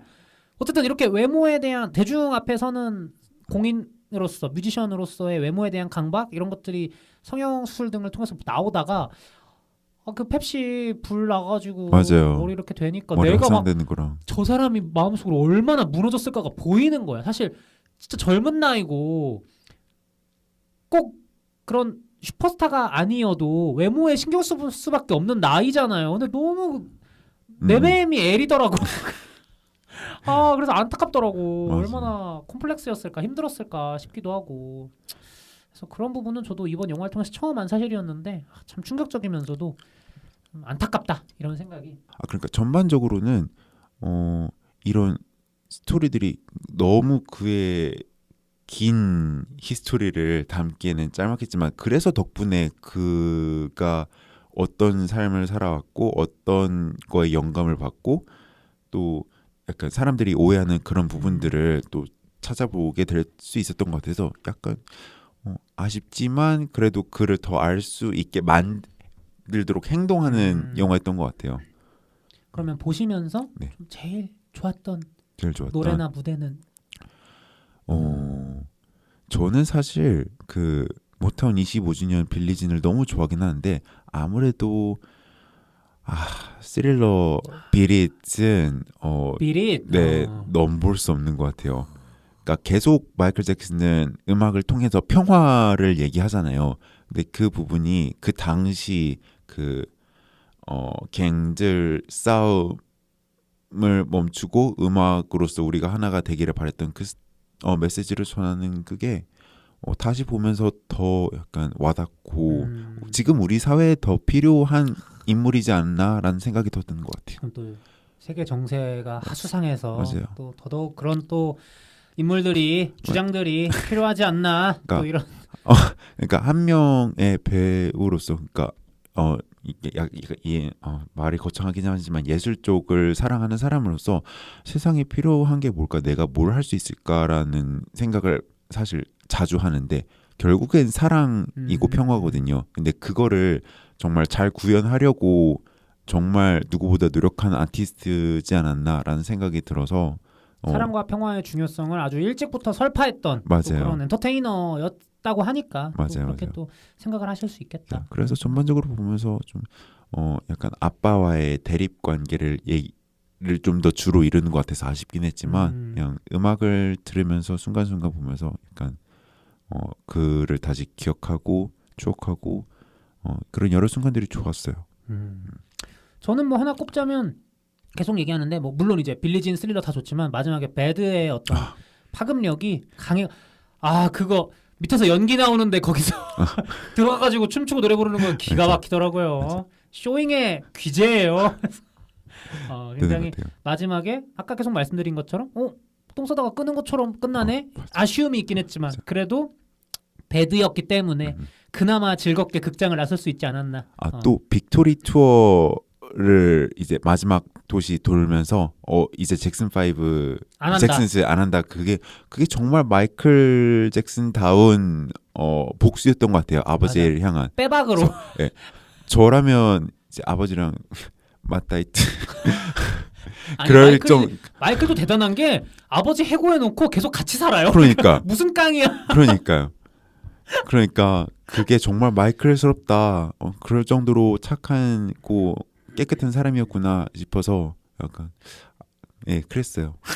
그래서 저희가 오늘 이렇게 마이클 잭슨의 일대기를 다룬 영화 마이클 얘기를 해봤는데요. 개인적으로는 트레이닝 데이로 유명해진 이제 안톤 후쿠아로 표기를 안 하더라고요. 앤트완 후쿠아 감독의 의외의 액션 연출작이 아닌 영화라서 좀 더 좀 신기하게 느껴지기도 했던 것 같습니다. 마지막으로 등급평가와 한 줄 평가의 시간입니다. 좀 준비하셨는지 뭐 저부터 해볼까요? 부탁드려요. 저 한 줄 평가 간단합니다. 황제 아해현 이렇게 드리고요. 등급 평가는 저는 그냥 객관적으로는 B- 또는 B0 영화라고 생각해요. 근데 또 이 황제님의 영화여서 전 B+로 조금 상향을 하겠습니다. 그래서 B+ 드립니다. 뭐 엘리언님 해주시죠. 저는 A-로 할게요. 굉장히 높은 점수네요. 네, 한 줄 평은 절대 잊을 수 없는 영원한 아이콘. 아예 마이클 잭슨에 대한 평판이기도 하네요. 그러니까 정말 우리가 아는 그 마이클 잭슨 그걸 다 그냥 표현한 것 같아요. 뭔가 더도 아니고 덜도 아니고 그냥 딱 그 정도. 그래서 아쉽지만 그래도 마이클 잭슨이기 때문에 그 정도인 것 같아요. 네. 아쉬움이 없는 영화는 아닌데 마이클 잭슨 영화니까. 맞아요. 더 우리가 기대하는 뭔가가 있다 보니까. 맞아요. 저는 이 영화 심야로 봤거든요. 끝나니까 12시 반이 넘어서 혼자 20분 정도 집으로 이제 걸어오는데 헤드셋 끼고 마이클 잭슨의 노래를 들으면서 어쩔 수 없어요. 저도 그랬어요. 거의 뭐 제가 마이클 잭슨이었어요. 저 그날 마포구 마이클 잭슨이었습니다. 남들이 봤을 때 저 새끼 뭐야 했을지 몰라도 저는 골반을 튕기면서 집으로 들어갔기 때문에 그 정도의 어떤 힘을 가지고 있는 영화다. 전 하필 조조여가지고 그렇게 춤을 출 순 없고 그냥 음악을 들으며 워킹을 이렇게 내가 본- 갱이다. 그러니까 이렇게 본 사람들 마이클 잭슨으로 만드는 영화. 그러니까. 이 정도면 또 그 힘인 것 같아요. 제 역할은 한 거 아닌가 네. 싶기도 하고 해서 B 플러스와 A 마이너스를 저희가 각각 드렸습니다. 오늘 이렇게 처음 방송 나와주셨어요. 좀 어떠셨는지 소감을 간단하게 말씀해 주신다면. 너무 재밌었어요.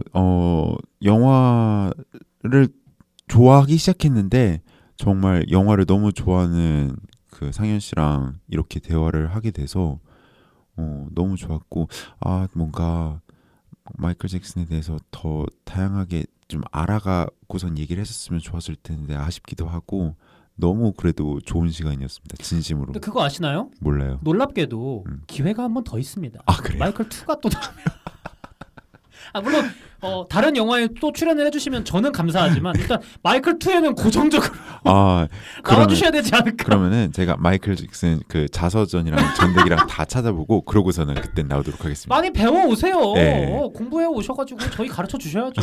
알겠습니다. 막 이래. 기대하셔도 됩니다. 이러고. 어쨌든 오늘 저도 엘리언님과 사석에서는 그래도 많이 뵀지만 이렇게 방송을 통해서는 처음 뵈가지고 약간 긴장하기도 했었는데 되게 기분 좋은 긴장이었거든요. 근데 다 끝나고 나니까 긴장 싹 빼고 그냥 기분 좋은만 남아가지고 훨씬 더 좋은 그런 경험이 아니었나 싶습니다. 그래서 나와주셔서 너무 감사드리고 제가 너무 감사해요. 오늘 먼 길 와주셨는데 다음에 또 행차해 주신다면 제가 너무 영광일 것 같아요. 그래서 엘리언님 부디 봄 마무리 잘하시고 다음에 또 출연을 해주시면 감사하겠습니다. 네, 감사합니다. 언제나 저희가 가장 감사드리는 건 선배님들이죠. 그래서 여기 끝까지 들어주신 선배님들께 감사하다라는 말씀 이번에도 여지없이 드리면서 저희 영화학개론 조별과제는 다음 주에 더 재미있는 영화 이야기로 찾아오도록 하겠습니다. 들어주셔서 감사합니다.